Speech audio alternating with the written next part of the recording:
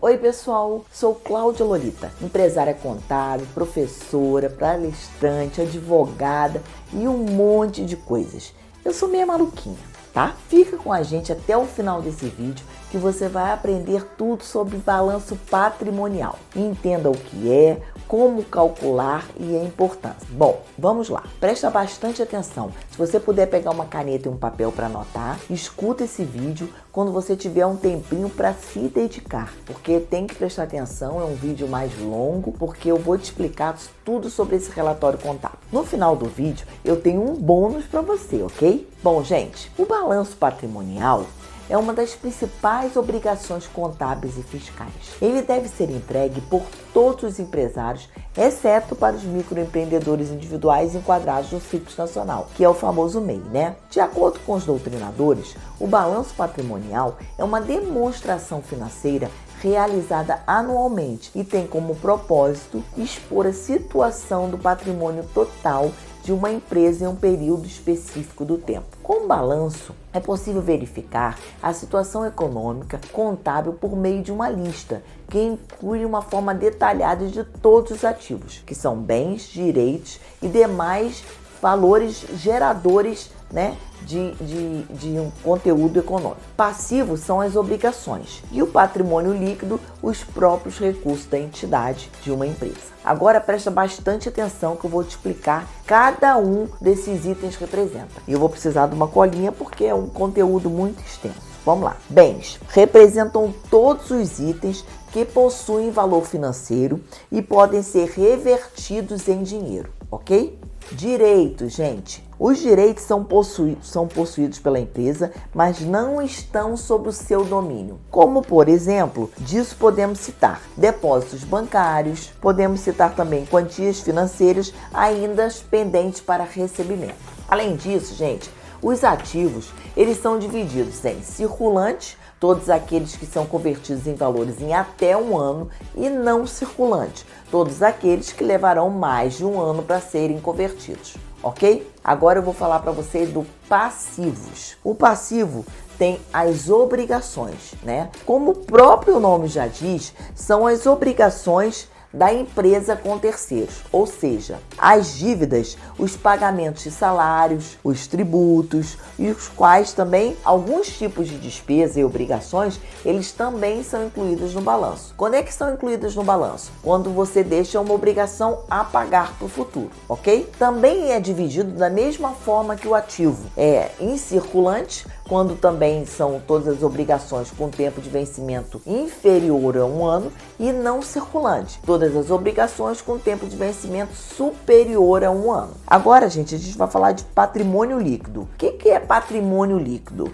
São os recursos da própria entidade. O patrimônio líquido, ele é obtido através da diferença positiva entre os valores do ativo e do passivo. Além disso, ele é dividido também em capital social, que é o investimento feito pelos sócios do lucros ou quais foram reinvestidos. Os lucros e os prejuízos representam o resultado financeiro da empresa. O detalhamento desses itens viabiliza algumas análises importantes e extremamente necessários para o desenvolvimento de uma empresa, que eu vou te citar alguns deles. Nós temos análise de lucro, análise comparativa da evolução empresarial em diferentes espaços de tempo. Nós temos também análise de liquidez e solvência da empresa. Nós temos análise da quantia de capital. Nós temos análise de investimento e apresentação dos dados da empresa para futuros investidores. Nós temos também base para planejamentos estratégicos,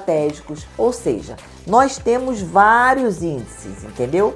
Que você pode ajudar a você ao quê? A fazer aquela famosa contabilidade consultiva, que pode te ajudar a dizer ao seu cliente o que está acontecendo com a empresa dele para que ele possa tomar decisões. E você, empresário, se você tem interesse de fazer esses índices, pedir ao seu contador que forneça esses índices através do seu balanço patrimonial. Bom, gente, tendo em vista essas análises que eu acabei de dizer, fica evidente a importância do patrimônio, do balanço patrimonial para diversos processos fundamentais do desenvolvimento financeiro de uma empresa. Além disso, é um facilitador e a depender dos índices da sua corporação, passa a ser um atrativo para investidores, sabia disso? Mas nós temos também o balancete, gente. O balancete é outro documento muito importante, porque ele dá base para o patrimônio, para o balanço patrimonial. O balanço patrimonial, ele é realizado de forma anual geralmente, no último dia do ano, para mostrar como a empresa se saiu ao decorrer dos 12 meses passados. Se você é uma empresa no lucro real, que é uma modalidade tributária, o balanço é fechado a cada trimestre, mas é fechado de forma fiscal, ok?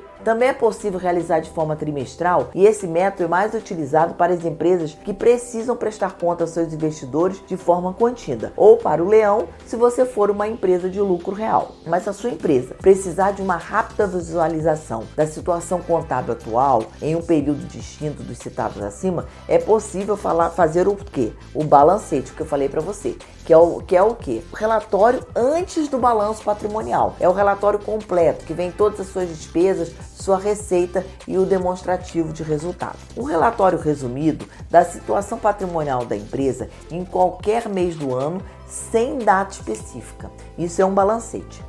Assim, gente, é possível demonstrar de forma mais simples e sem regras de periodicidade a situação financeira do seu negócio. É necessário que haja igualdade entre o ativo e o passivo e o patrimônio. Ou seja, se der R$10.000 o ativo, tem que dar R$10.000 o passivo. Por quê? Porque na contabilidade, os contadores conhecem bem, os estudantes também, que há a partida dobrada. Para cada débito há um crédito. E por isso tem que ser o mesmo valor, ok? Gente, o balanço ele é calculado da seguinte forma: ativo, que é igual passivo mais patrimônio líquido. Dessa forma, se uma empresa, por exemplo, possui R$200.000 de ativo e R$150.000 de passivo, a quantia do patrimônio será quanto? 50 mil, pois 200 mil é igual a 150 mil mais 50 mil, ou seja, 200 de ativo, 150 de passivo, 50 de patrimônio líquido. Essa é a disposição, um desenhozinho que é um balanço. Mas, gente, existe uma relação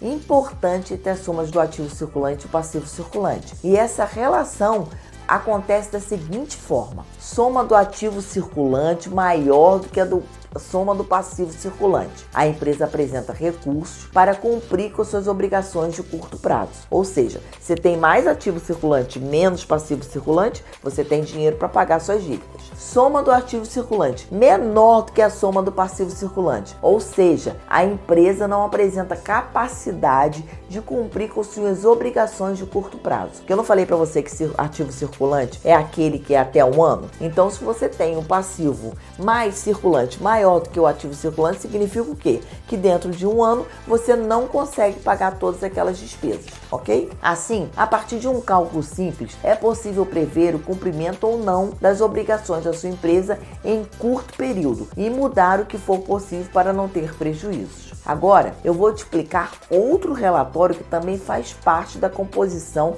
do balanço patrimonial, que é o demonstrativo de resultado de exercício. Lembra que eu falei que o demonstrativo está inserido no balancete? Então, quando você fecha o balanço, esse DRL sai separadamente. E ele é o quê? O demonstrativo de resultados do exercício, também conhecido como DRE, e outro documento que precisa ser feito juntamente, balanço patrimonial. Como o próprio nome já diz, o DRE é um demonstrativo de resultado, ou seja, seu objetivo principal é o de demonstrar se houve lucro ou prejuízo em um determinado tempo. Então, para concluirmos, essa elaboração do balanço patrimonial é fundamental ter em mãos o balancete como relatório contábil. O relatório contábil do balancete contém todas as movimentações financeiras do seu negócio e deve ser realizado por um contador em um livro diário. Logo, é fundamental se ater à importância de um profissional competente e engajado, para a escrituração desse documento,